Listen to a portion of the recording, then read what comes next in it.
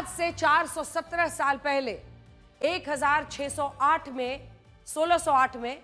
जब British east India company का जहाज भारत के सूरत शहर पहुंचा था,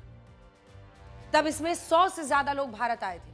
और बाद में ब्रिटिश ईस्ट इंडिया कंपनी ने भारत को 200 सालों तक अपना गुलाम बनाकर रखा था। लेकिन आज इसी ब्रिटेन का सबसे बड़ा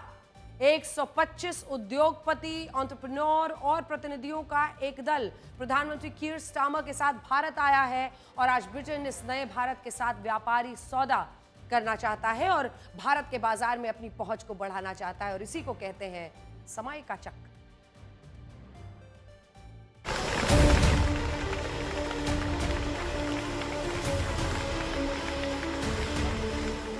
Prime Minister, I'm in the cockpit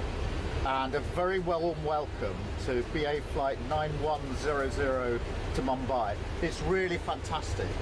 to have you all on board. This is the biggest trade mission to India that the UK has ever sent. So I'm much looking forward to working with you as we explore all of the opportunities and take full advantage of the opportunities in our new free trade agreement. So.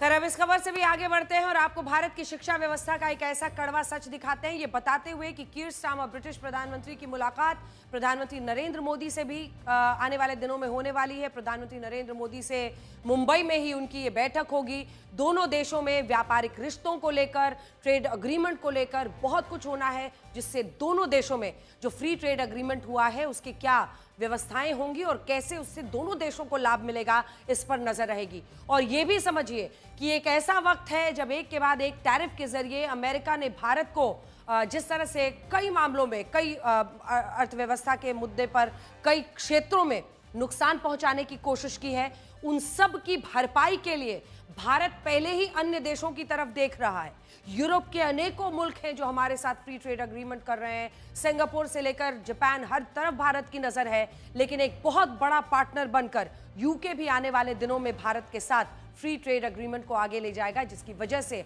पूरा भारत आज की इन तस्वीरों को देखकर आश्वस्त हो रहा है कि एक नए रिश्ते की शुरुआत है। और जो व्यापारिक घाटा थोड़ा बहुत अमेरिका के टैरिफ की वजह से भारतीयों को उठाना भी पड़ा है, वो सब कुछ काफी हद तक हैंडल होगा, मैनेज होगा, जब हम यूके, यूरोप, सिंगापुर, अन्य तमाम देशों से अपने रिश्तों को मजबूत करेंगे, अपने व्यापार को, अपने ट्रेड अग्रीमेंट्स को मजबूत करेंगे। फ्री ट्रेड अग्रीमेंट के जरिए हम यूके के साथ, हम इंग्लैंड के साथ क्या कुछ हासिल कर पाते हैं, इस पर नजर रहेगी। और जब कीर स्टारमर की प्रधानमंत्री नरेंद्र मोदी से मुलाकात होगी तो इस बात पर नजर रहेगी कि कैसे इन दोनों देशों के रिश्तों को आगे ले जाया जाए। ये याद रखिए कि जब H1B वीजा को लेकर अमेरिका ने जबरदस्त सख्ती दिखाई, तब यूके, जर्मनी, ऐसे तमाम मुल्कों के जो प्रधानमंत्री हैं, राष्ट्राध्यक्ष हैं, कीर स्टारमर भी खुद सामने आए और उन्होंने कहा कि हम भारतीयों का अपने देश में स्वागत करते हैं, क्योंकि वो भी जानते हैं कि जो भारतीय अनेक देशों में जा जाकर वहां पर काम कर रहे हैं, उनके अंदर क्या क्षमता है,